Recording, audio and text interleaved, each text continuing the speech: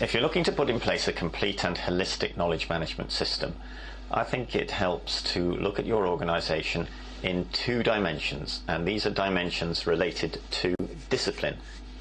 The first dimension is the team dimension, teams and projects, and you will probably find many of your projects, many of your teams are multidisciplinary as people bring their individual disciplines together and create something new, create a product.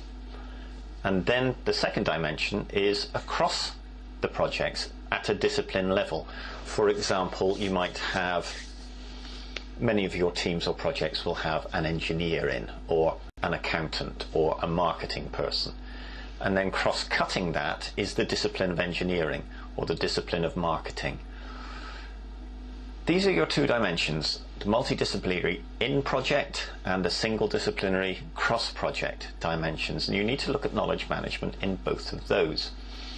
The single-discipline cross-project dimension is covered by communities of practice, and this is a very well understood and well established approach to knowledge management. However, that also needs to be tied into a project-specific approach to knowledge management that covers multiple disciplines. That way, knowledge can flow within a project and it can flow across the projects.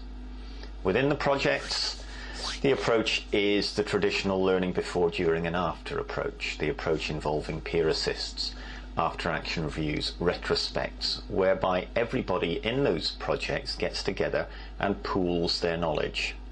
If their knowledge is insufficient, then each individual can tap into their own single disciplinary community of practice. So the knowledge flows within the project and the communities of practice link from one project to another. Then at the end of the project, or halfway through the project, at the end of a project stage, when you do lessons identification and you look for the new knowledge, then those communities of practice again are a mechanism for spreading new knowledge from project to project. Without the communities, the projects would be isolated. Without the projects, the communities would not have a feed of new knowledge and would not have a constant demand for knowledge. So you really need those two disciplines. If you can involve both of those two dimensions, if you can involve both of those, you end up with a sort of double knit framework, a matrix framework, which allows knowledge to reach every corner of your organization.